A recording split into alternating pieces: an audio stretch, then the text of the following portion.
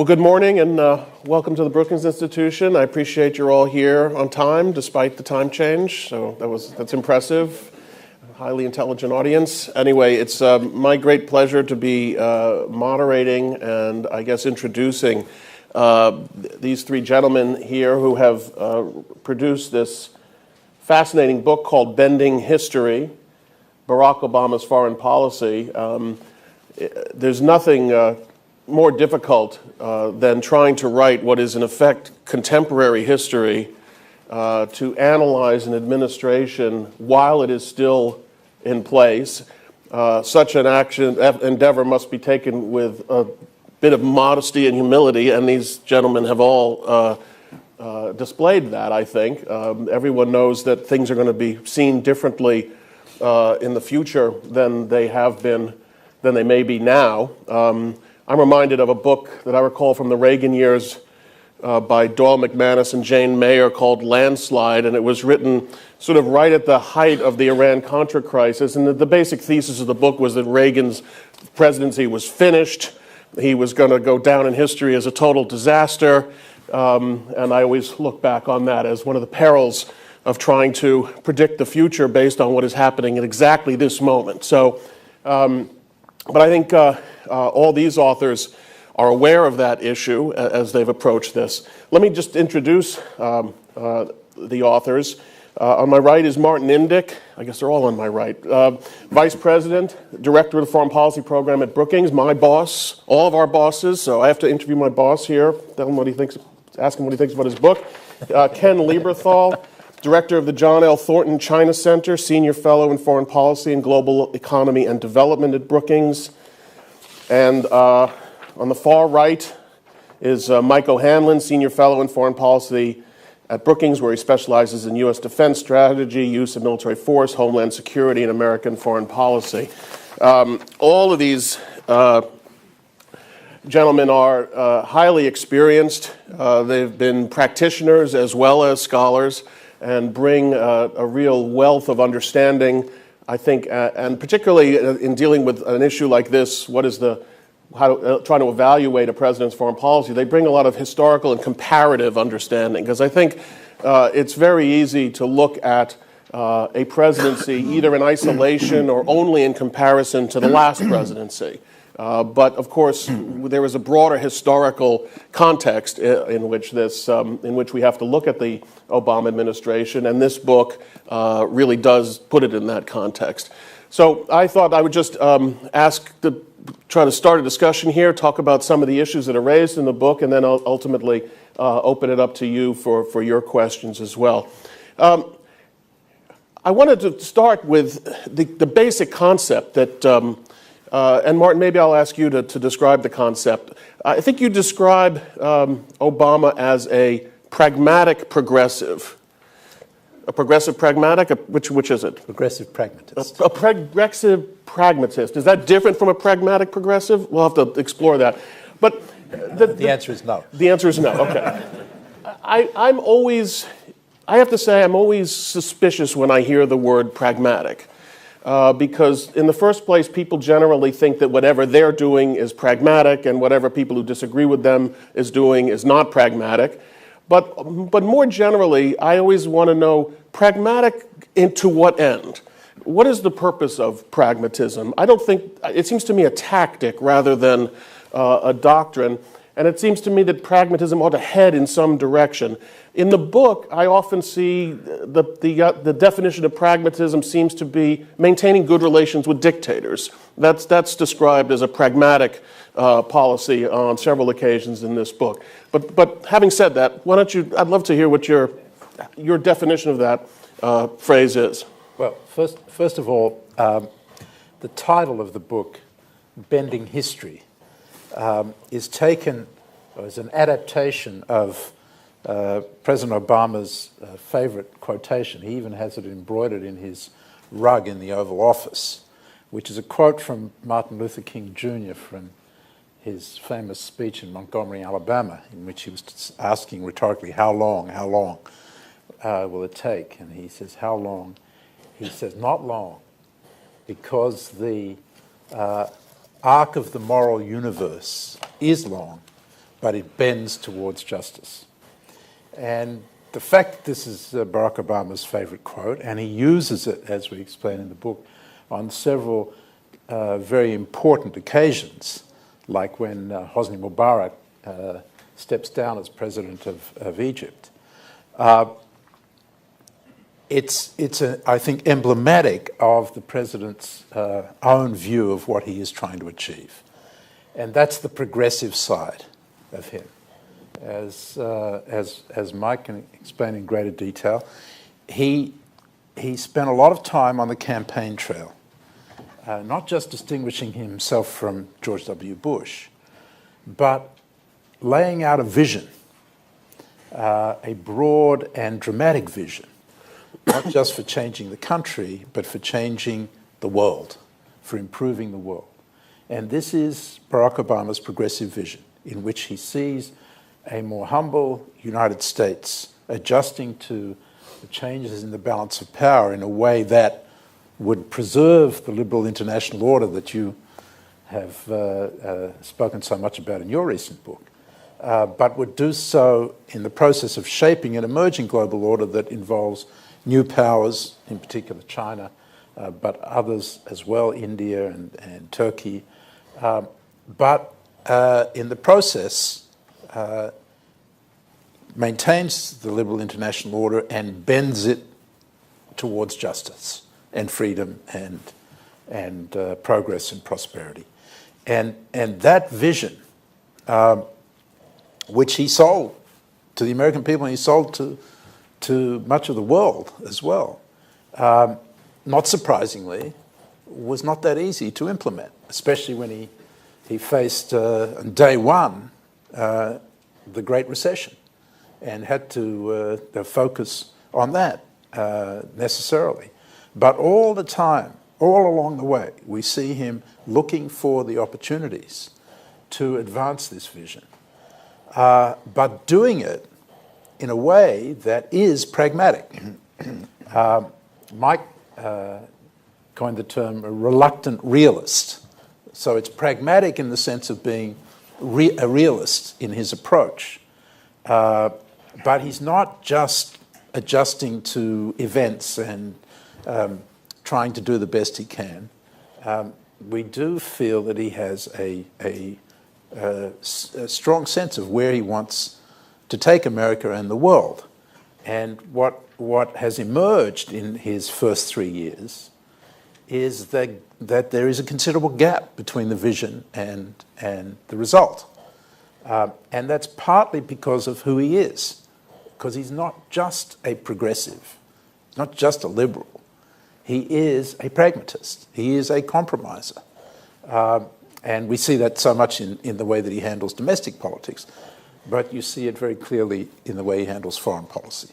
And we could make the argument that that's good. That's been good for the country. And we do argue that, in terms of bottom line, the nation's interests have been fairly well protected. But there's no breakthrough moment. There's no inspirational, transformational events under this presidency. What there is, and I think he would accept this, is kind of slow progress where he can make it towards the overall objective of improving the world. Mike, you want to jump in, but let me pose this. I mean, in theory, is it possible that ultimately the pragmatism overwhelms the progressivism, that the progressivism undoes the pragmatism? I mean, it's a very nice to postulate a perfect balance between pragmatism and progressivism, but in the real world, of course, they may clash, and I think you might even point to instances in this administration where they've clashed. But do you want to take a crack at that and expand on what Martin's been saying? Yeah, I'll add a word there, and I thought Martin did a very good job of summarizing the generally favorable review of how we believe he's handled near-term issues. But I think on broader issues of grand strategy and vision, he really has been, in a sense, too ambitious. Now, to some extent, the world intervened, and he had to deal with crises and immediate challenges that, in some cases, were greater than he could have possibly anticipated when he began his campaign for president. In other cases, are just what any president ultimately does in dealing with an inbox. But I do think that having sold big visions about dramatically reducing global poverty and doubling foreign aid to help do that, about repairing the breach with the United States and the Islamic world, pursuing nuclear disarmament, not just non-proliferation, but disarmament as a goal, ending global warming, or at least making a major dent on that, and having all these big ideas on his campaign in a way that, frankly, he was so good at the rhetoric that people found it believable that he was going to try to do all these things. He created an expectations gap. And it does set up, I think, a challenge for him in his remaining year in the first term, and if he wins re-election, about what will his final big priority be. And is it time now to try to emphasize one of those big goals as opposed to just using the 5 or 6 dramatic visions as the cornerstones of speeches, but not really using them in governance very much? And of all those things, we now have to add one more, which is, and this is where we end the book, which is the enduring severity of the American financial and economic crisis, because without making headway on that, and it's obviously not just a problem for him, it's a problem of how Washington works and the country works. Without doing that, he can't do anything else, ultimately, in terms of pursuing his big vision. And as Ken Lieberthal, I think, has really well emphasized, especially in talking about East Asia in the book, we're already perceived as a substantially weaker power, despite all this rebalancing toward Asia, which I think was pretty well done, despite a lot of the tactical moves that Jeff Bader and others have very well carried out. But we are still in a fundamentally perilous position at a time when we have trillion-dollar deficits. That's not compatible in the end with a strong or enduring foreign policy record. So we're generally favorable. I'm generally favorable on Obama and what he's done so far. But when you raise the question of the big visions and of where he wants to go, he does have this fundamental challenge that continues to face him. Well, probably all presidents, and when they're running for office, lay out big visions that they don't accomplish. I'd be curious to get your view as to how different Obama is than anybody else in that regard. But let's turn to Ken, because Ken, I read all this. I read the whole book carefully, but I've looked throughout your chapter in particular on China, looking for the word pragmatic. And I really only found it once. I didn't have a computer search. I was actually reading the book. And I found it in relation to the economic strategy of Secretary of the Treasury Geithner. I did not find any use of the word pragmatic in terms of the overall strategy toward China, particularly on the geopolitical level, particularly with regard to the pivot. And in fact, the major point that you make, it seems to me, is that there is a gap, and potentially a big gap, between what the administration has promised in the region and what it is capable of delivering. And that would seem to me to be a highly unpragmatic approach. Do you want to expand on that point? No. No. Okay. Then I will continue expressing your view of... Seriously, the pragmatism comes in. You're right, I don't use the term constantly, but... or at all. Or at all. I'm sorry, go ahead. No, the pragmatism comes in as you look at the entire analysis of what he did toward China. He came in hoping to bring China to top table on global issues. Given China's rapid acceleration up the global table of big powers with interests around the world, he felt that we had to move from dealing with them primarily on bilateral issues and issues right around their periphery to dealing with them on the major global issues of the era, the financial crisis, nuclear non-proliferation, climate change, et cetera. And then you see an evolution of his dealing with China as the Chinese basically proved not sufficiently responsive on those global issues, and then became more assertive in Asia as a region. And so you see him begin to build to put greater emphasis on stitching together an Asian-wide strategy, including China, but also with enormous attention to India, to Indonesia, to Japan, South Korea, et cetera. So I think it's in the evolution of his thinking about China that you see is innate pragmatism.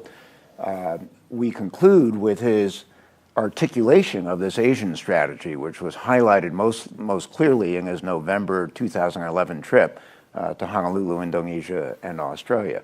And there the concern is the one that Mike ended up on, which is to say, on the one hand, he laid out a set of initiatives, a relatively integrated set of initiatives that were diplomatic, security, economic, and also advancement of democracy. And it was really impressive, frankly. It kind of highlighted that despite some skepticism in the region, America can walk and chew gum at the same time. and is going to be around for a long time, and we can get our mojo back, right? The soft underbelly of that is the question of credibility. Are we going to be able to pull that off? And the assessment in the book is ultimately probably the biggest single factor there will be whether we can get our domestic house in order. Everyone in the region, as people in the United States and elsewhere around the world, appreciate that America has never been outstanding for avoiding domestic problems and domestic missteps. Our unique capability has been in making the adjustments necessary to confront domestic crises, resolve the crisis, and emerge stronger than we were before because of the adjustments we've made. I mean, it's the nature of our system to be able to do that unusually well.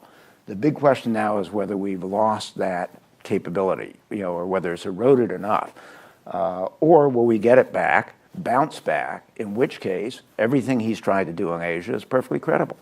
So we conclude saying effectively, this whole book is about foreign policy, rightly so. But let's not forget, at the end of the day, you can't have a robust strategic foreign policy unless you have domestic credibility in your domestic house in order. But the chapter also talks about, and I think is critical of the administration, at least implicitly, at creating a kind of feedback loop where the Chinese are worried about the United States trying to hem them in.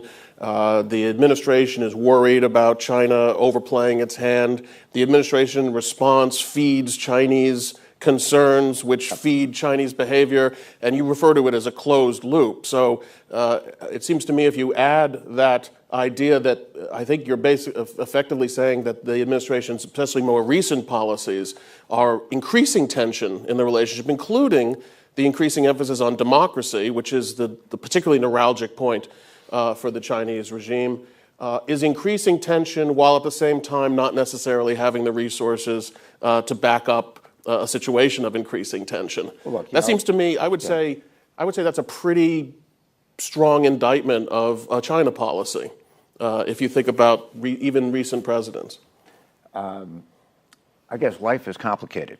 The democracy side of this came into Obama has not had that at the center of his foreign policy for most of his administration. It's been there, but it's not been a central focus, unlike, say, the George W. Bush administration that said, we're all about democracy promotion. The Arab Spring obviously forced this to a more central place in global foreign policy. And then in Asia, developments in Burma drew the administration into democracy promotion in Asia, or the rhetoric of that and the actual efforts vis-a-vis Burma. You're right, to the Chinese, this is especially neuralgic. Obama has not pressed this with China. He's raised it constantly, but not made it by any means the center of his policy toward China. But it worries the Chinese when America has democracy promotion high on its agenda, because they see that as regime change in China. And let me say, as Obama has tried to put together an Asian strategy, coping, by the way, with a more activist China in the region, and one that harbors deep structural distrust about American long-term intentions. I mean, they fundamentally think that America is number one, China is now number two. It is an article of faith that number one is going to try to prevent number two from ever becoming number one. And that casts everything we do in a kind of very suspicious light in their mind. He has worked very hard on building personal bridges to the leadership of China, trying to engage the Chinese across the board. But I will say at the end of the day, I think this distrust over long-term intentions has actually grown in the last few years. I think it's something that very much needs more attention than it's gotten to date, and more creative attention on both sides, or we are potentially headed for very serious problems a decade from now. Yeah. Well, let's talk about the increasing emphasis on democracy that's occurred in the administration, and I think it makes sense that it's probably response to what's happened in terms of the Arab Spring. And maybe Martin, I'm wondering if you'd like. I thought it was a response to your constant lobbying on this. Well, no, that's right, because we all know that my ability to influence successive administrations is overwhelming. So, would you like to give us your thoughts, because I know it's a complex picture in the book. I have to say, one of the really good things about this book, which I commend everyone, is it's actually a very meticulous walking through of what's happened. It is the best kind of contemporary diplomatic and strategic history. And I found that this is true in all the chapters, but I was particularly struck by the way the book walks through the various stages of the administration's response to the Arab Spring. And not surprisingly, because I think it's common, it would be odd if it were not true, but the response has been a kind of mixed picture in terms of how the administration has approached the Arab Spring. I'm wondering if you'd like to give us a bit of an outline of how it looks to you. Well, as Ken has already suggested, it's complicated. Barack Obama did not make democracy promotion, especially in the Middle East, an objective of his foreign policy.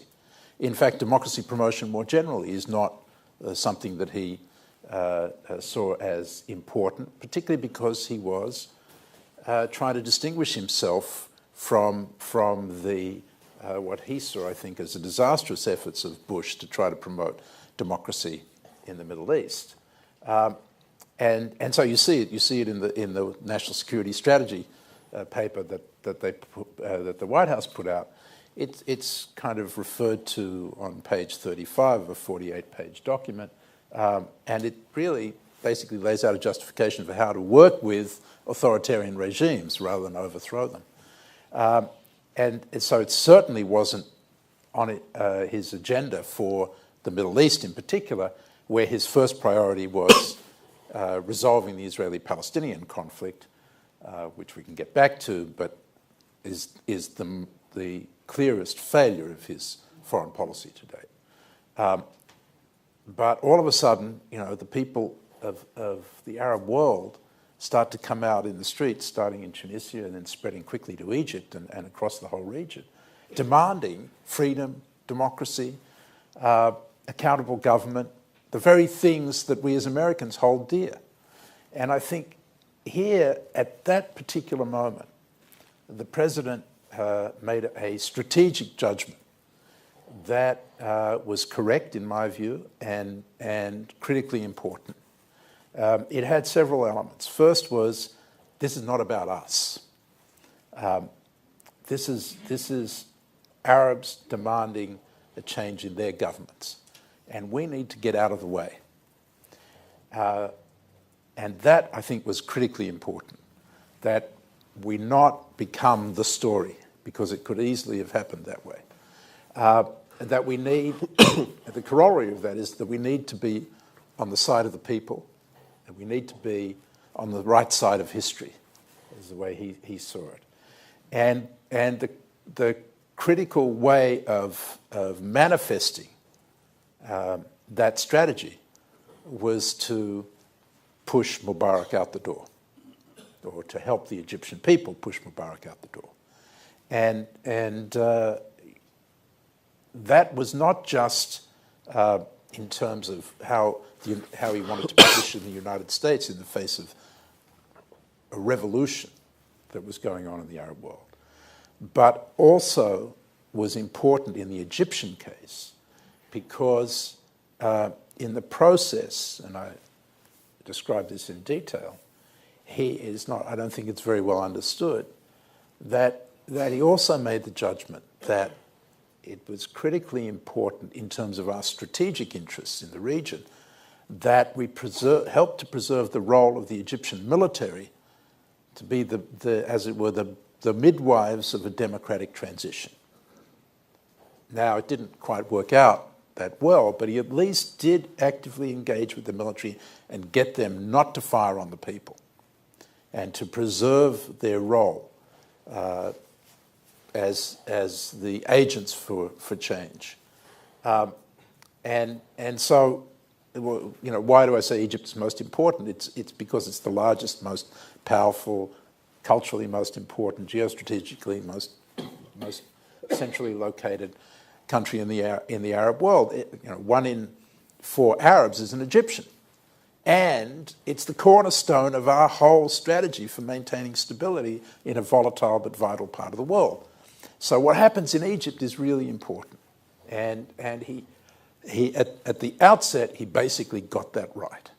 Now, it didn't work out so well because the Egyptian military turned out to be feckless and useless and counterproductive, and there's not a lot that we've been able to do about that. But the theory of the case was right, and I think he deserves credit for that. But across the region, it became also a lot more complicated.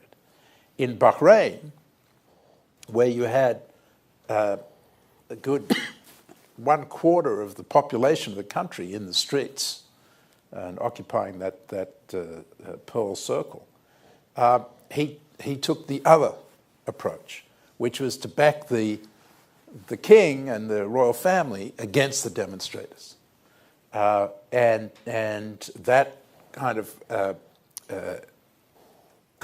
tension between, on the one hand, promoting our values in Egypt, and on the other hand, protecting our interests in the oil-rich Persian Gulf by essentially not standing up to the Saudis when they sent their forces in to suppress the demonstrators, was, I think, in a way, you could justify it as the right judgment at the time, but it really did create this kind of tension between our values and our interests, which we can't get away from in the Middle East. It's always been a problem. Up until the revolutions, we were totally focused on protecting our interests and in bed with all the autocratic regimes and the kings and the sheikhs and the Mubaraks to protect it. Now we couldn't do that anymore, so we had to find a way to balance values with interests. And in the case of Bahrain, it was all about the oil, and so it was all about protecting our interests in stability there. In the case of Libya, which was a strategic sideshow for the United States, he could promote our values by helping to protect the Libyan people and helping to overthrow Gaddafi. In Syria, which is the issue du jour, our interests and our values coincide, in our view, in terms of helping the Syrian people overthrow a horrendously brutal regime. But on the other hand, or I should say on the same hand, strategically, this would deal a devastating blow to Iran, because Assad is Iran's conduit to influence in the Arab-Israeli heartland. So our strategic interests and our values coincide here in supporting the people of Syria in their desire to overthrow the regime. And yet the president has been reticent in terms, first of all, of calling for the overthrow and in terms of actively engaging in the effort. And I've already been too long in this answer, but I think that that's a mistake. I think it comes from an awareness on his part and within the White House of this factor that we point to, of the gap between his vision or his rhetoric and the ability to produce results. In the case of Libya, he called for the overthrow of Gaddafi, and he achieved that. In the case of Syria, he's called for the overthrow, but he does not want to put forward the means to actually achieve that. Military intervention, from his point of view, is off the table,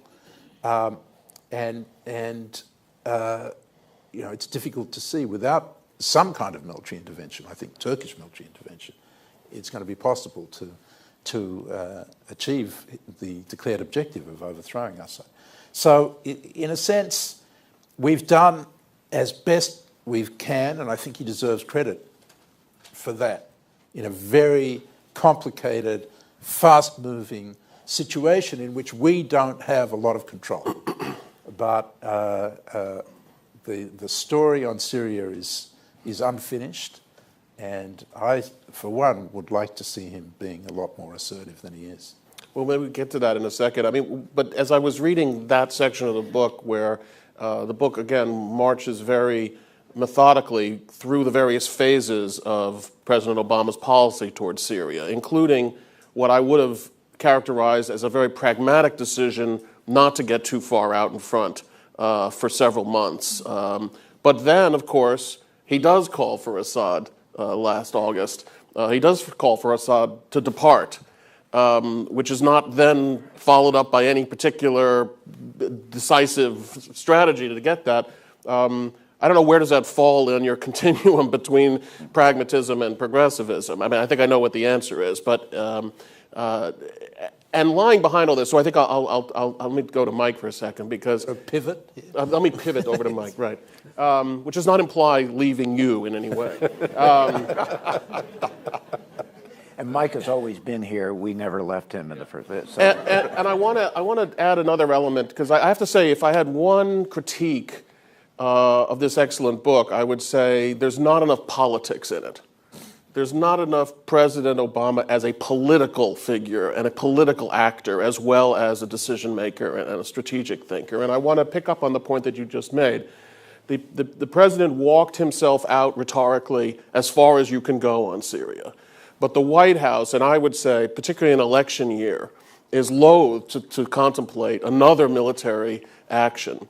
Now, Mike, you talk a lot about, I mean, you have, and this book addresses, you all address at great length, the wars that the president has tried to wind down, and yet the president did order an intervention in Libya, which I think most people were surprised. I'm not going to tell my John McCain joke again, but that was kind of a surprise. Where is the president now on the whole idea of the use of force? James Traub wrote in the New York Times recently that it's the end of intervention. There's not going to be any more interventions. But where do you think the president actually is as a theoretical matter, as a matter of principle and theory on the idea of using force? Thanks, Bob. And of course, this does get to the crux of the dilemma you pointed out earlier about contemporary history, because I sense that the president's views have evolved during his time in office. And I think that's part of why he's reluctant to be forward-leaning on Syria. I think he's a little more tired of war now than he was 3 years ago, just as the country is. That's not a reason to stay disengaged if immediate security threats are right on the line. And in regard to his Iran stance lately, he's been more clear, I think, that if certain actions were to take place, I interpret them as making it more likely the United States would militarily intervene. So it's a mixed thing. I think he is a realist in the George H.W. Bush camp in some ways, that he will make a call about whether he sees an interest as vital or not, and his military thinking will be adjusted appropriately and accordingly. So we can count on 2 more major interventions in his term if he's like George H.W. Bush. At that pace, I guess, yes. But you know, I think people doubt a lot of people doubt whether he's still got the willingness to use force, but then he talks tough on Iran. He also still happens to have 90,000 U.S. troops in Afghanistan on a very sad day, a very sad week in Afghanistan, in a war that's been very tough throughout.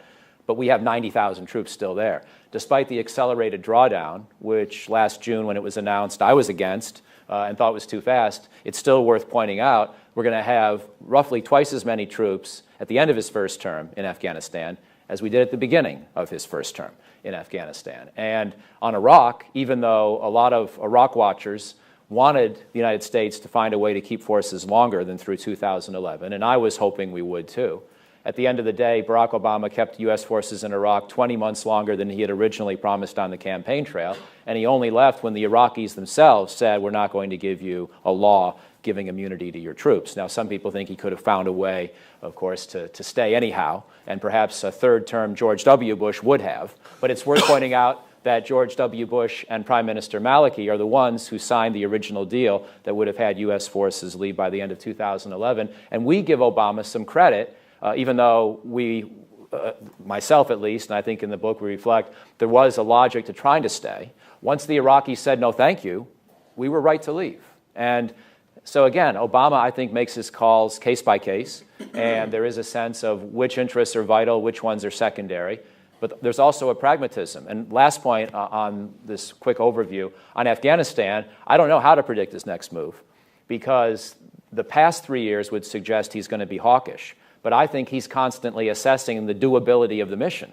And he also knows that al-Qaeda has been largely decimated on his watch, to some extent to his credit, to some extent, of course, to the credit of our broader intelligence and military communities. And therefore, frankly, the stakes in Afghanistan may be a notch below what he thought and what we all thought 3 years ago. So I think he will continue to assess not just where we've been on Afghanistan and where he's been, but what's doable in the future. He's very, in that sense, very pragmatic. Can I just address the politics point here, which is the other side of your question, is that clearly as he prepared to move into election mode again, he wanted to be able to be the president who was ending wars in the Middle East and not starting new ones.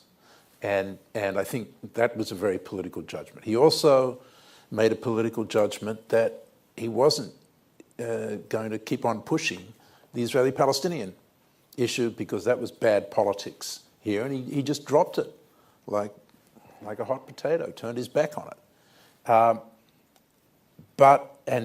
You could say that Afghanistan is exactly as Mike says, an indication of his realism and his willingness to use force, and in particular, a willingness to go after Al-Qaeda or Osama bin Laden in a very tough and effective way.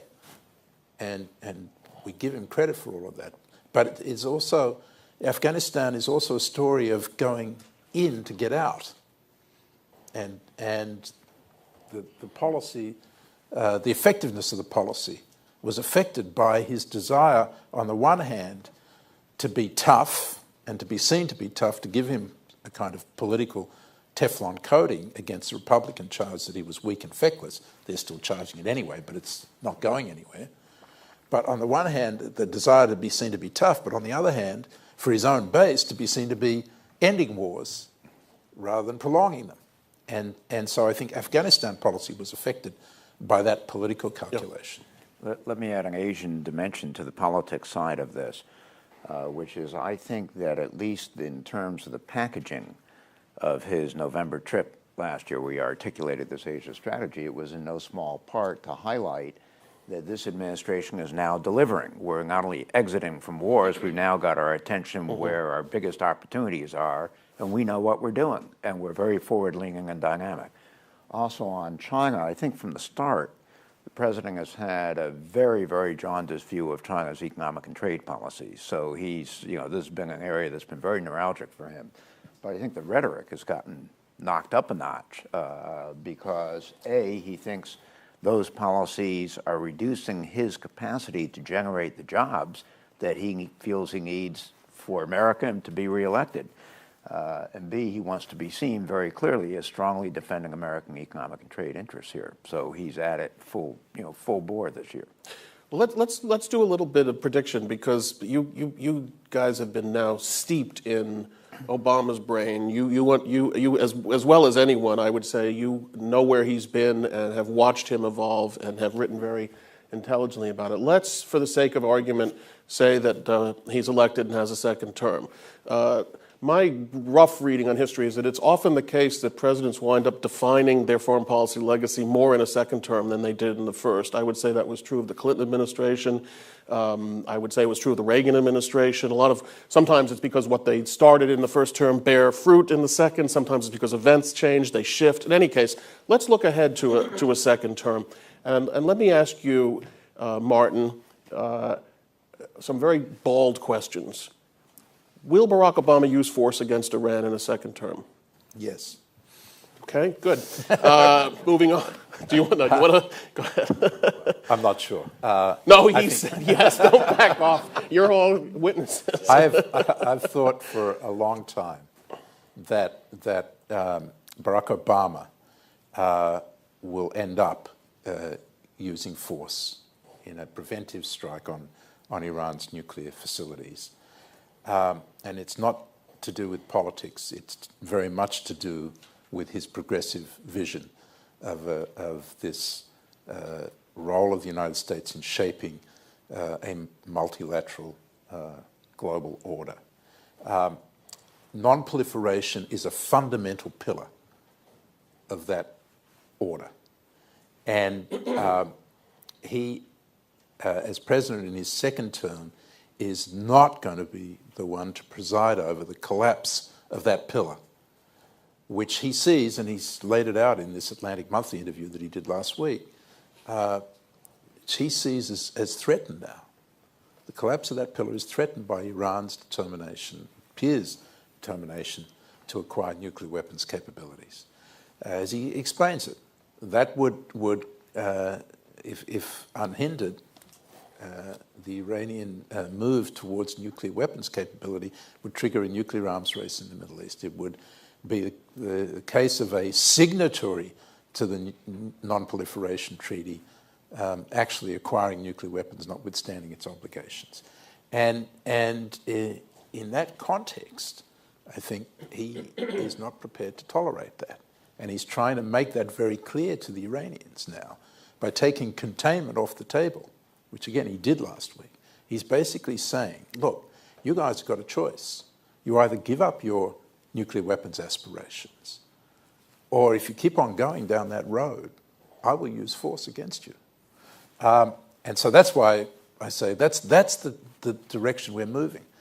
And of course, in terms of second-term work, it's deeply ironic because, in effect, and this is what we say at the end of the book, is what's emerging out of this progressive pragmatism or reluctant realism is a strategy to rebalance and focus US interests on Asia, East Asia in particular, and where Ken has described a strategy that is fairly coherent and could work. And it's described in some quarters of the administration as a pivot. Well, if you pivot towards something, you're pivoting away from something. And what he's pivoting away from is the Middle East. And that's, he's ending 2 wars in the greater Middle East. He's dropped the effort to resolve the Palestinian problem, and I don't see him picking it up again. We can get back to that if you want to. And the underlying little secret that people are kind of finally waking up to is that in his second term, we will no longer need Middle Eastern oil. We only import 10% from the Middle East today, from the Gulf. China and India will be highly dependent. And of course, we will still have an interest in the free flow of oil. But the idea of, in effect, turning his back on the Middle East and focusing on our interests in Asia is, I think, where he wants to take the United States in his second term. And that's why I say it would be ironic indeed if, for the sake of preserving the non-proliferation pillar of the new international order, he ends up starting a 3rd war in the Middle East. Well, it will not only be ironic, it would seem to be disruptive of his strategy. I don't see exactly how, especially at a time when our military resources are constrained, he can undertake a war. And I mean, it's not just a quick war, and it doesn't end when we finish shooting. So that'll be a major recommitment to that region. And then at the same time, maintain this allegedly increased position in East Asia. But Ken, you wanted to jump in. Yeah, if I look ahead on the East Asia side in this strategy, it seems to me there are 3 huge variables. One is exactly what Martin just said, which is to say all of this is premised, at least in part, on being able to shift our attention to the Middle East. To East Asia. And on the military side there, it isn't a commitment to build up military resources. It's a commitment not to reduce military resources when they're being reduced globally. Right? But if we get sucked back into the Middle East in a major commitment, that obviously has enormous potential repercussions.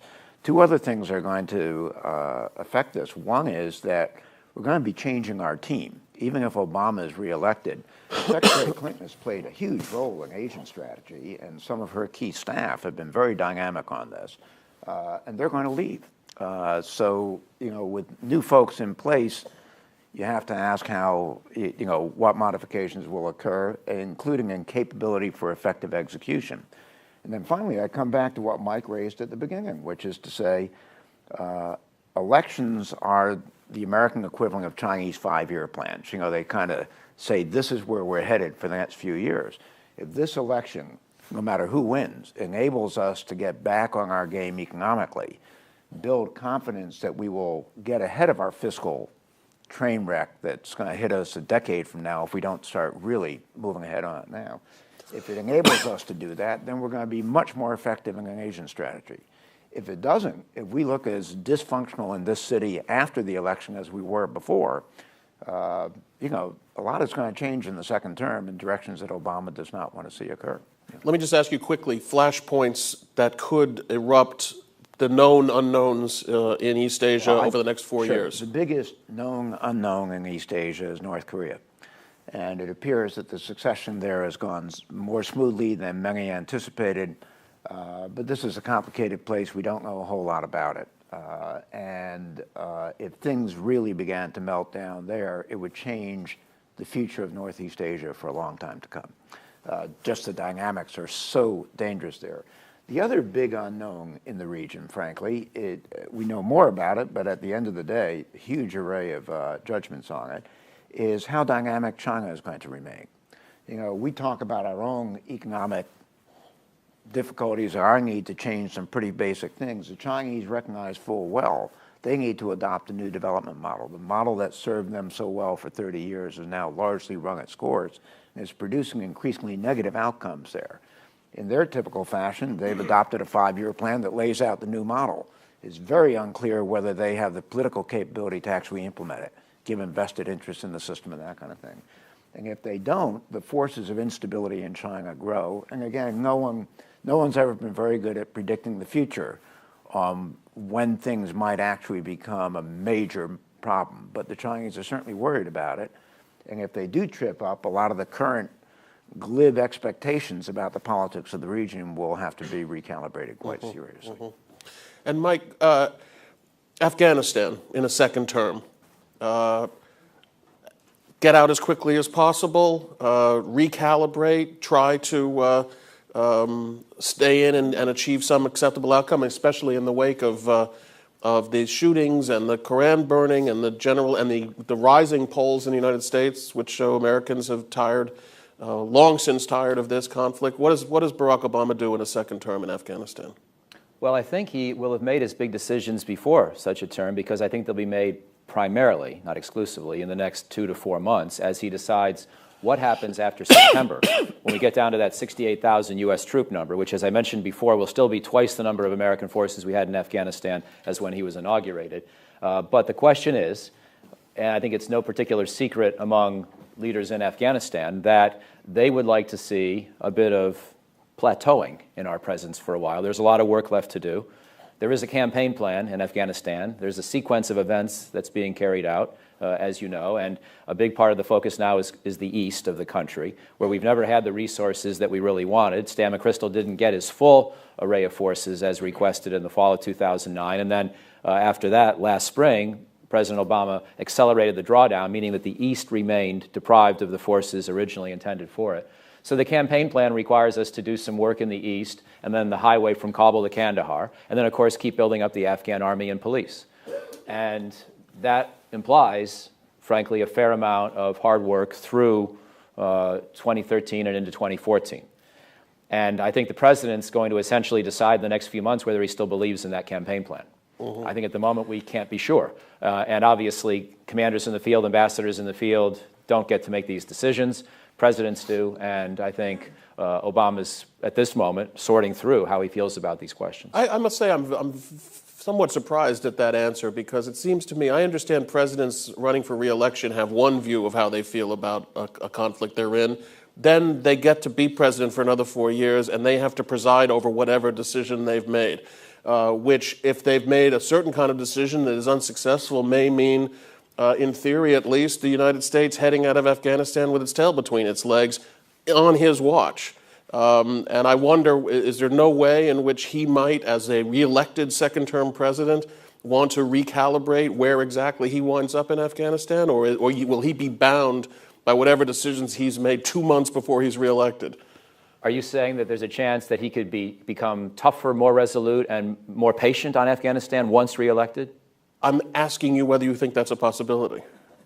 No, I don't. I think that if he's decided to cut forces below 68,000, and he does it during this fall's big election campaign season, there's no putting Humpty Dumpty back together again. You will have essentially begun to leave the bases and essentially sent Afghans the message you're not going to partner with them in the field as previously intended. So, I mean, you could always imagine, in theory, sure, if he, if he really wanted to just fool us for 6 weeks, I guess he probably could, and then immediately pull back as of the day after re-election. But I think that as a practical matter, if he decides he's lost faith in the strategy, we're probably going to see evidence of that before Election Day, further cuts that would begin perhaps even in October. And I don't think he will reassess that. Now, it doesn't mean he goes down to zero, but it does mean he goes to a primarily counterterrorism One final question on this. Do you think that he faces a potential helicopter off the roof of an embassy? If I were a journalist, I would be asking that kind of question. Helicopter off the roof of the American embassy moment in his second term? I think there's a chance Afghanistan could fail. I don't think it's likely to fail quite that way. I think it's more likely that large swaths of the South would go first. But, second terms are long, and there's a lot of time, a lot of things could happen between now and then. So, yeah, there's a chance this mission could simply fail. And I don't think it's likely. I think even if we get to a poor outcome, it's more likely to be one where there are elements of the country still held by the government, but an increasing sense that the big swaths of territory where al-Qaeda and Lashkar-e-Taiba and other terrorist groups could find sanctuary are increasingly beyond the government's control and our control. That would be a pretty mediocre to poor outcome, but it still has the Afghan government in charge of Kabul by most prognostications for most scenarios I could envision. Let me just turn to the Middle East finally, and then we can move on and then ultimately go to questions. Martin, if I read you correctly, I look at a Middle East in an Obama second term that includes a preemptive, I think is the word, strike against Iran, without a UN Security Council authorization, obviously, because the Russians and Chinese are unlikely to approve a military strike, with whatever fallout comes from that attack in the region. A completely stalled Middle East peace process. I think that you were suggesting that you don't anticipate him picking up that hot potato anytime soon.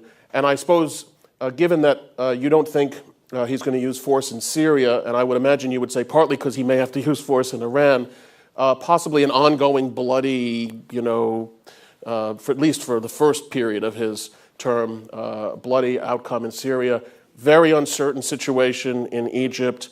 I'll leave it there, but we could go on. That's not a very pretty picture for the president's second term. Well, you've described the Middle East, Yeah. That's the Middle East. I mean, given that he came in, painting it in am I painting it in too stark terms? Stark terms. Well, give me the more positive spin. Because we know in the Middle East something always turns up, and it's usually bad. You've described all the things that could go wrong, but sometimes it's not. Yeah. And you never know what currents and conflicts are going to produce what kind of opportunities. I do think that the basic strategy that presidents, both Republican and Democrat, have employed for the last 4 decades no longer applies. The most obvious point about that is that Egypt is no longer the stable ally of the United States. The Egyptian parliament today is debating whether to renounce American military assistance. I don't think the military is going to go along with that, but it shows you where things are going there. We no longer have an Egyptian pillar on which we can base our strategy. Saudi Arabia, it remains a pillar, but it's one. I mean, we have some deep differences with Saudi Arabia about what should happen politically in places like Bahrain and other kingdoms. We think they need to get on the road of political reform. The Saudis say, you've got to be kidding me. And on the peace process, we haven't really talked about it, but you can talk about it now if you want to. No, this is a good. I don't want to steal your opportunity to talk about the peace process. I want to think the audience has some questions, but it just, I think the president has been so burned by his experience there an experience which is much of his own making. But I find it hard to imagine that he's going to go back to it unless something dramatic changes, unless you've got a leadership on the Israeli and Palestinian side that are really prepared to take the risks necessary to make peace. And then he can come in and support them, as previous presidents have done when he had those circumstances. But looking out there today, that doesn't look very likely. And so I think that inevitably, it's the old bicycle theory. So many of you have heard this, that in the Middle East, if you're not pedaling forward, you fall off. And we're not pedaling forward. And so one thing or another, whether it's Iran or the flare-up of the Israeli-Palestinian conflict, or something will drag us back there. But when we are dragged back, we're going to be more awkwardly placed than we've been for a long time in terms of trying to preserve our interests and try to make progress in that part of the world. I must say, listening to you all talk about a potential second term and where things stand, and given that the general approach of the book is to say that Obama's done pretty well, and I'm reminded of that scene in the diner. I don't know whether you all remember the movie, in Diner, remember that movie? A guy's about to get married, Steve Gutenberg's about to get married, and he asks the guy who's married what married life is like, and the guy basically says, well, it's really terrible. I mean, we have nothing to talk about, and we really don't get along. I don't even know why. It was more fun before we were married. And at the end, Gutenberg says, but it's nice, right? And he says, yeah, it's nice. It's nice. Yeah. So, that's the kind of view I get here. Let me just... Bob, if I can just add a word to this. Let's face it, what he is coping with, setting aside the Arab-Israeli peace process as a separate issue, what he's coping with in much of the Middle East now is what the Bush administration sought to see occur, which is pro-democracy movements from the bottom up. And the problem with those is you never know where they're going to head. And the forces of reaction in the Middle East are extremely powerful, deeply rooted. And the sectarian issues are very tough issues. So with this having started, you're riding a tiger. Sure. And you just, so... No, obviously. All right, one final thing, and then I'm going to open it up to one. Well, give me one more thing, because I get to be in this role now. I love it. I want you to give 2 grades to 2 different presidents, and no, you don't get to grade George W. Bush. In your particular areas, grade Bill Clinton's presidency and Barack Obama's presidency. And we'll start with Mike. May I do it in the first 3 years of each, or do you want the 8 years of Clinton? And 8 years of the full Clinton picture. In the you can give separate, so you can give term grades if you want. Okay. Yeah. Well, it's worth 2 saying. terms, yeah. Obama's been much better than Clinton in his first 3 years on national security policy. Grade. I know. But I needed to say that. Over the 8 years, I think Clinton increasingly did well, and I'd say on balance, I'll give him a B+ for national security. And that's the ballpark of where I am on Obama. Okay. Ken? Frankly, Mike wanted us to grade Obama, and I'm the one that refused to do it, so it's not in the book. Right. Because I don't believe in that. I would give them both an A- on China. Okay.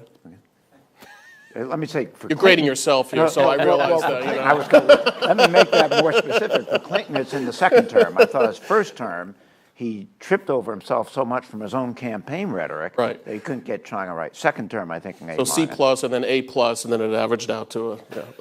Okay. I know you're grading yourself too, but. You're right. I'm not objective. On the Middle East, you have to say that I think that Obama deserves pretty much an A to A- on the Arab awakenings. Mm-hmm. I think he's done pretty well in terms of protecting our interests and promoting our values. On the peace process, there's no way getting away from it, and I should take a powder like him, but it's an F. Okay. I think Obama would agree with that. Okay. Well, thank you. We're looking forward to all your questions now. Yes, sir. Gentleman in the front here. Thank you. Christopher Graves with Ogilvy. A quick question for Martin. I doubt it's quick. I apologize. For Martin and Mike first. I never heard mention of Pakistan. And I'd wonder what role that might play in a second term for Obama. And for Ken, who would China prefer, a Romney president or a second term Obama? I'll say a brief word on Pakistan. Obviously very challenging. I think that our Afghanistan policy to some extent could fail, as I said earlier, partly because of Pakistan's role. That plus the politics in Kabul and the future of Karzai are the key threats to the mission, I think. In terms of the U.S.-Pakistan partnership, I give this administration reasonably decent grades for keeping on trying when nothing was working. And on Afghanistan, I think their messaging and their teamwork was relatively mediocre. By contrast, towards Pakistan, I think the strategic dialogue and a lot of the outreach was pretty good. Now, the two issues are interlinked, so mistakes we made on messaging in Afghanistan affected Pakistan policy, I believe. So I don't want to completely establish a distinction between the two. But I think this administration's been extremely mature and disciplined and realist on Pakistan. We don't have any choice but to keep working the relationship. There have been things that have gone up and down along the way. Bruce Rydell has some very good ideas, I think, on where we should go next with Pakistan. It's certainly not disengagement. You got to keep trying, and that's what they've been doing. Well, on Obama versus Romney on China, the Chinese clearly prefer Obama, but that's for two reasons. One is they always prefer the person they know if they have a reasonably good relationship with him, and Obama's worked very hard on that relationship. But secondly, Romney has moved pretty far in the direction that Bill Clinton moved in his campaign his first time around, and made a bunch of specific comments about what he would do, all of which are real sources of trouble with China if you actually moved ahead and did them. So you don't know whether he'll try to back off, but when you get specific in campaign promises, they tend to come back to bite you. And so Romney has said, for example, he would declare China a currency manipulator on day one. He actually doesn't have the authority to do that if he were president, but setting that aside, it's a potential problem. So I think on balance, they'd rather stick with the guy they know. Okay. Lady right there in green. In-house, Diana Negroponte. Multilateralism, are we getting tired of it, or will we keep up the effort? Sure. Well, one of the big issues on multilateralism is not only at a global level, but at a regional level. And one of the things you see in Asia, certainly, and I think to some extent elsewhere around the world, the Arab League and so forth, is regional organizations that traditionally are feckless are now becoming actually fairly active and important. My sense is in Asia, the Obama administration has come to a very conscious strategy of kind of picking the multilateral platforms that it wants to see play a major role and others that it would like to see more marginalized. And so in Asia, the East Asia Summit, we have now moved front and center, especially on Asian security issues. We're trying to build a platform on the economic and trade side called the Trans-Pacific Partnership. So I would say they bought into regional multilateral organizations, at least in Asia, very strongly, but with a real strategy behind that. It's not multilateralism for the sake of multilateralism. It's how do you advance American interests with particular multilateral organizations and move them ahead. Just as a quick coda, what's interesting in this Arab awakenings are how, in terms of looking for partners, who would have thought we'd be working with the Arab League? Yep. Which was particularly feckless organization, suddenly has become an important actor in this. Well, let me just ask, because that's an interesting question. As I recall, in the Bush years, multilateralism tended to be defined as the United Nations. I would say this administration looks from the outside to be a little frustrated with the UN Security Council. I think that Secretary Clinton made some very strong negative statements about the utility of the UN Security Council. Do you foresee... and Martin, you mentioned that they might undertake an Iran strike probably without UN Security Council. You said without. I said that. Well, sure. would you disagree? But let me just ask. Don't forget see... that Obama, one of his signal successes, was getting the Russians and Chinese to vote for a UN Security Council resolution on Iran that imposed harsh sanctions on Iran. No, I realize that. So my question is, where do you see the trend going toward greater attention to the UN Security Council or lesser attention to the UN Security Council? I just think that Obama's vision is of a multilateral order in which the United States will still play a leading role, but he recognizes that the name of the game has changed, and he has to engage with these other powers, these rising powers, whether it be China or India. And it plays inevitably a major playing field for this engagement with rising powers is going to be the Security Council. And I don't think we have any choice about that because of the nature of the shifting balance of power. The days, and I think this is right, I think you would even agree to this, which is the days of Bush, George W. Bush style unilateralism are essentially over. And the desire to have legitimacy for our military interventions is very strong, certainly in this administration, but I wonder whether it would be that different simply because the way that the balance of power has shifted. Well, it was also Bill Clinton who went to war without a UN Security Council authorization when you couldn't get it. And I would say, in response to what you said, not that I'm supposed to be responding, but that the trend of most of recent American presidents has been I think you could summarize their policy in the way that the Clinton people summarized their policy. Get a UN Security Council resolution when you can, but when you can't, find another way to legitimize it. Using regional organizations, by the way, whether it's NATO, whether it's the Arab League. Sure. And so I would say I'm not so sure Obama is any more theoretically committed to a UN Security Council than past presidents have been. But I'll leave it there. Mike, did you want to make one? I want to get to some more questions. Better than I. Okay, no, I doubt that. Gary.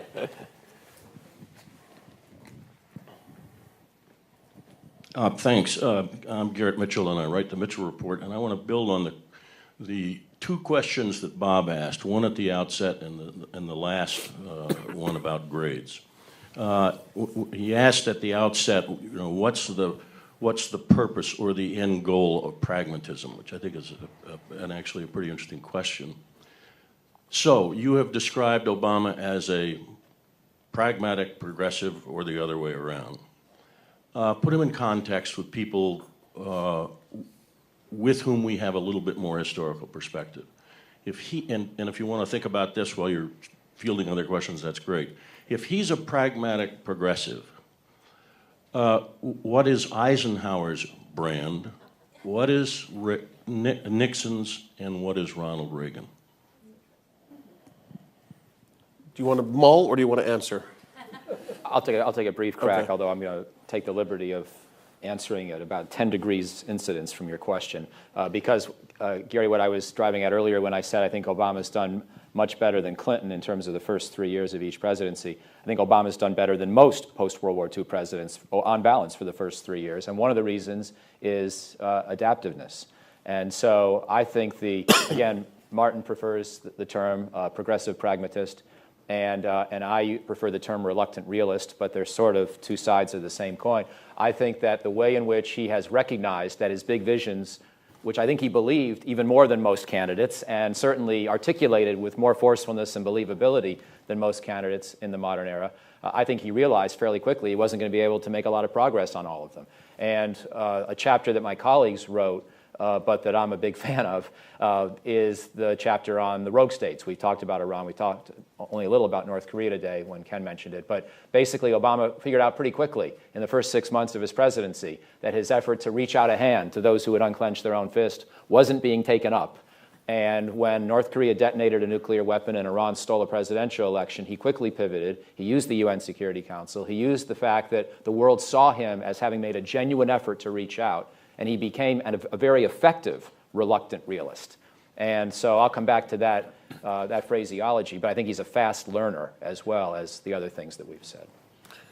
I'm going to go out on a limb here and say that I'm sure Obama would rather be known as a progressive pragmatist than a reluctant realist. It's just my guess here. Yes, ma'am, right there. Judith Falk. With the recent visit of Netanyahu, how would you assess Obama's policies toward Israel and the Israeli concern about Iran's nuclear capabilities? I guess I've got to answer that one. Go ahead, Mark. I think I've already answered the Iran issue in terms of the way that the president sees it. He doesn't see it as only about Israel's security. He sees it very much as a world order issue, and the critical importance of disarmament and non-proliferation in his own mind for the order that he's trying to shape. But when it comes to Israel, the president had a theory of the case, and I think we haven't remarked on this, of the kind of internal workings of foreign policy within the Obama administration. But this is a president who drives foreign policy. He's more, I think, directly involved in determining the foreign policy of the country than any president since Richard Nixon. I think that's as far back as you have to go for that kind of hands-on engagement. And when it came to Israel, he had a theory of the case, which proved to be wrong.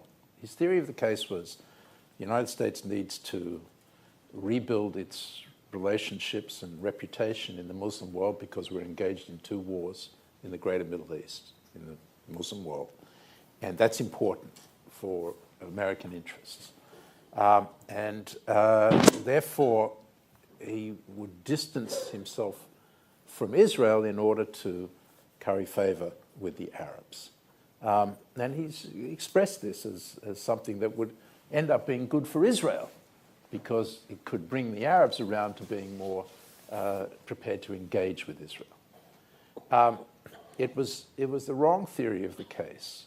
And by the way, I should add, he thought that he could take care of Israel's concerns by meeting Israel's security requirements 100%, and he always did that. He thought that what they cared about was security.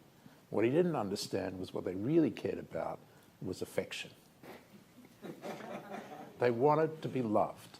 They'd had 16 years of unalloyed affection from Bill Clinton and George W. Bush. And now this president is turning away from them and going after the other woman. And they didn't like it. And they didn't like it, not just the right wing.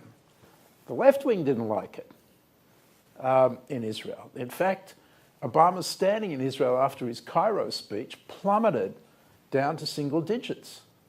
And it only started to recover. It's actually now up at around 55% when he gave that speech in the United Nations last year, which was kind of diametrically opposed to the Cairo speech. He embraced the Israeli narrative of Israel's history, whereas in the Cairo speech he embraced the Palestinian narrative. And so essentially what happened was, having lost the Israeli public quite early on, Netanyahu, who eats Poles for breakfast, figured out that he could actually gain more by standing up to this president than by agreeing to what he wanted. And indeed, at that famous moment when he upbraided the president in the White House, he went up 10 points in Israeli public opinion, which is unheard of in the relationship of Israelis to American presidents, because they know the bottom line is they depend on the American president for their security at the end of the day. So essentially, what happened was he lost the Israeli public. He therefore lost his ability to exercise effective leverage on Netanyahu. And when he thereby failed to deliver on the Israeli side, he lost the Arab public as well, because they don't want the US president to distance himself from Israel. They want the US president to deliver Israel. And when he didn't do either, I mean, they turned their backs on him too. So he ended up with the worst of both worlds. Neither, his support in the Arab world today, notwithstanding everything he did on Mubarak and so on, is also down in the double digits. Do you want to end the 1020? Or do you? Okay. More questions? Yes, sir. Right here in the middle. Yeah. Martin, following up on that question, how is it that the president got himself in a position of promising that we would have a framework agreement within 12 months, knowing that there was a key obstacle, namely the settlement freeze, and doing nothing about it, having no backup plan in the event the Israelis refused, as they did, to extend the settlement freeze. How did that come about? Well, it's a long story. We try to detail it in the book, but essentially, I have a different view about the settlements freeze than the kind of conventional wisdom now. I don't think it was a mistake to go for a settlements freeze. It was important in the context of the time, where settlements had been particularly deleterious to the effort to try to achieve a breakthrough, where Palestinian Authority had been doing a credible job on their commitments under the roadmap to fight terrorism. And Israel had an obligation under the roadmap to freeze all settlement activity. The problem was in making that, turning it in a sense into a precondition, and then the president giving his special Middle East envoy, George Mitchell, the ability, the instructions to go and negotiate something less than a full settlements freeze with Netanyahu, which took 10 months. And in the end, they came up with what was an important moratorium on all settlement activity in the West Bank. That was quite an achievement. But failing to adjust from the rhetoric of a full settlements freeze to the actual settlements moratorium that they ended up achieving created a situation in which, when they came out with this, the Arabs all said, well, what's that? That's not what you promised us. The Palestinians said, well, we can't enter negotiations. You promised us a full settlements freeze. And so there again you have this highlight between the expectations generated by the rhetoric of the president and this pragmatism involving working out a deal that leads to a gap between what he promised and what he delivered. And that, I think, was the heart of the problem in terms of the way it impacted very negatively on the chances of getting a negotiation going. Okay, I'm looking for a non-Middle East peace process question. So only if you have your hand up for a non-Middle East peace process question. Yes, sir, the gentleman right there in the third row. Yeah. Thanks. I'm Sean Tannen. I'm a reporter with the AFP news agency. This is something that actually, Dr. Kane, you've addressed probably more than the others, but something that's come up here. The idea of American decline. Is this something that you've seen evolve in Obama's first term, the trying to address the perceptions that some have, China, for example, that the United States is in decline? Do you see this as something that's evolved, and how could that change in a potential second term? I think the pivot point here was when we read Bob Kagan's article. Seriously, I think he has focused more on highlighting that America will play a leadership role globally for the long-term future as his administration has gone along, as he's kind of gotten his footing. Potentially, I don't know this from personal contact, but potentially became more appreciative of the reality that if you don't convey optimism and dynamism about the future, it actually weakens you in the present. The shadow of the future is large. And certainly at this point, he points, I think, by the way, absolutely rightly, to the reality that in most dimensions of power and of the things you would look at to project future power, America remains utterly extraordinary.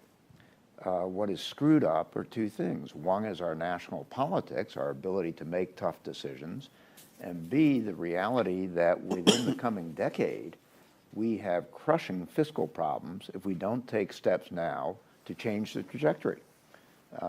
And so those are the two Achilles heels. And if we can't, and the second obviously is depending on the first, and if we can't change the trajectory on the national politics and therefore the, if you will, national compact on how we're going to address our fiscal problems, frankly, our enormous advantages are going to erode over time more rapidly than any of us would like to see. So I think he is stressing the positive, but he recognizes, I think, full well that in the wake of this election, he has got to be able to develop a capacity to take very tough decisions on everything from entitlements to security to tax reform, et cetera, and put together a package that that is realistic about the future, or we're going to be in serious trouble. Aren't you going to do your thing on America's strength? No, I think that's a great answer. I think there are a lot of strengths. We talk about them in the book, but there's no getting away from the urgency of this task. Yes, sir, over here. Yeah, sure. This is going to have to be the last question, so. Jim Matlack, Make it the as long as American you like. Friends Service Committee.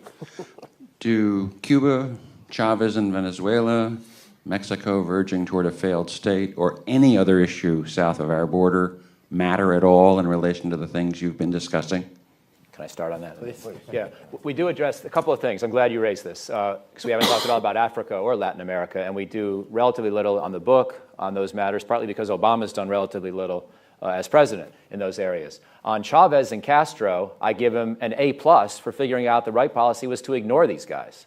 And he made one effort vis-a-vis Chavez, as we'll all recall from early in his presidency, and basically otherwise has allowed these policies to be tertiary priorities at best, which is exactly where they belong. There are a few things perhaps he could have done to be a little bit more proactive vis-a-vis our friends in Latin America. But I think ignoring Chavez and Castro is the right thing to do on balance and was basically his policy. Towards Mexico, by contrast, I think that both towards Mexico and Colombia, in fact, where we've had big violence, drug problems in recent years, Obama's role has not been nearly as distinctive as either of his two predecessors so far. And I don't have the right policy in mind for what he should do in either place. Colombia is at a point where it doesn't need as much American help as it once did. So it's really just by way of noting that Obama didn't need to do as much as Clinton or Bush with Plan Colombia. On Mexico, obviously, he needs to figure out a way to do more. But we haven't yet come up with that proposal, and it's an interconnected policy. It's tied into things like immigration reform, where he's had very difficult going. It's tied into issues like trade agreements, where he's had a tough go. So I think I will simply say that on this issue, he's been so far distinctive for what he hasn't done. And there are a lot of policies in the world where a 3-year president can't have made a big mark, but this is getting to be a bit overdue for where he's going to have to do more, or where his successor will have to do more. Well, with that, let me just say that if you've gotten a flavor of the depth and breadth of wisdom here about this administration and about these policies in general, it's just a small taste of what is in this book, which I really commend to you. It's the only book of its kind out there right now that really does this kind of, I think, very sober and balanced assessment of the Obama administration. I hope you'll join me in congratulating and thanking our panelists here.